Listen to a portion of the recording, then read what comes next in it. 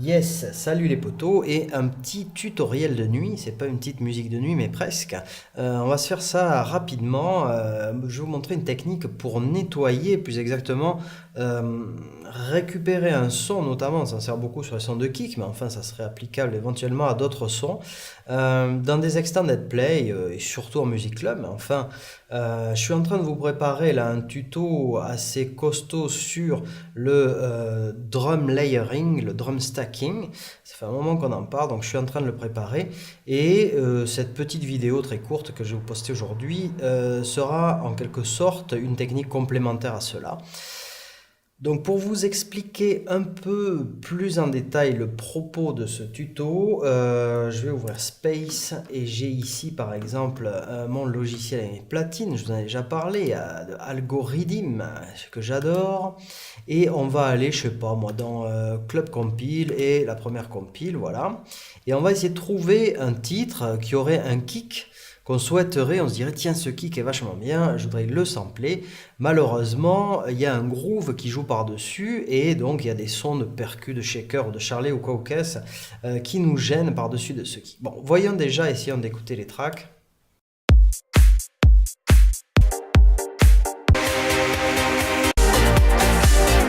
Bon, ce kick en particulier, j'aime pas trop, et en suivant.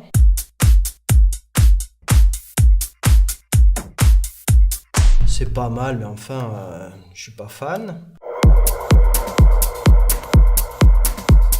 On va faire l'exemple sur celui-ci. Donc c'est quoi? Chris Reese. Ok, je connais pas. On va prendre ce titre-là. On va dire que ce kick nous plaît vachement et qu'on souhaiterait le sampler.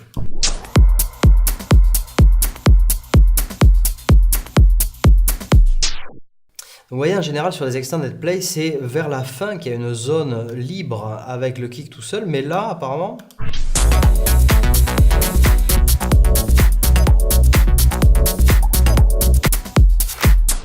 Voilà, donc à la fin ou au début, mais là apparemment c'est plutôt au début qu'on va pouvoir sampler.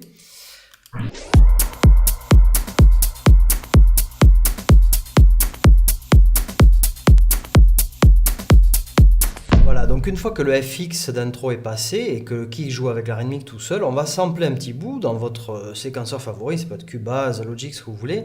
Moi je vais faire ça dans Ableton Live et je vais sampler ce petit bout d'audio là.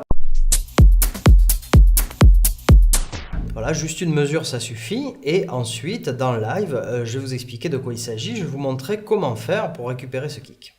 Bien, donc j'ai samplé cette rythmique de Chris Rice et j'ai découpé un seul kick, ce qui nous donne la chose suivante. Je l'ai calé sur tous les temps. Voilà, et comme vous pouvez l'entendre, mon kick, et vous pouvez d'ailleurs plus exactement le voir sur ce schéma, ici, sur cette représentation de la wave, vous voyez que mon kick, c'est cette forme d'onde ici, et il continue d'osciller, alors que ici, un événement, c'était je crois une charlet, intervient avant la fin de l'oscillation. Vous voyez que mon kick oscille jusqu'ici, hein, j'ai coupé à cet endroit-là. Vous voyez qu'avant la fin, la terminaison du sample du kick, il y a une charlet qui vient se mettre par-dessus. Et ça nous ennuie, puisqu'on souhaiterait sampler ce kick sans cette charlet par-dessus. Okay, donc je vais vous montrer une technique pour enlever la charlet en question. Alors de quoi s'agit-il? On pourrait faire, si on avait ce son de charlet quelque part, si on pouvait sampler ce son de charlet quelque part dans le titre tout seul, s'il jouait tout seul, on pourrait faire de l'opposition de phase, mais enfin, c'est pas ce que je vais vous montrer ici, je vais vous montrer autre chose. Hop, voilà. Et on se retrouve avec un kick tout à fait parfait. Donc voilà le résultat, et voilà de quoi on était parti. Voilà ce qu'on obtient.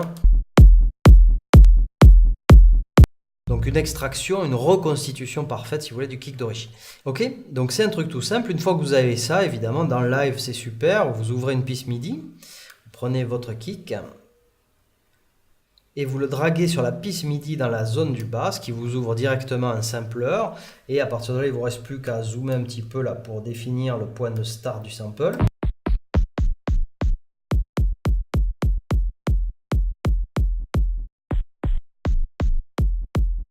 Vous vous retrouvez avec un échantillonneur prêt à enregistrer en MIDI votre kick tel que vous le souhaitez.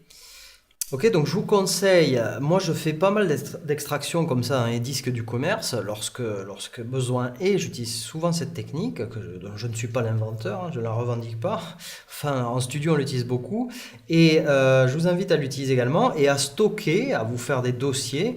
Moi j'ai des dossiers où je stocke les kicks extraits de tel ou tel disque, donc ça reste confidentiel si vous voulez, c'est-à-dire que vous faites votre dossier que vous appelez kick samplé, ou kick du commerce comme vous voulez, et moi, ce que je fais, c'est que je l'appelle Kick Chris Reese, par exemple, pour savoir, ou des fois je mets le nom de la chanson, pour savoir d'où je l'ai pris au cas où j'aurais besoin éventuellement de retourner sur le disque. Parce que là, je sample, avec ce système, je sample souvent sur des MP3.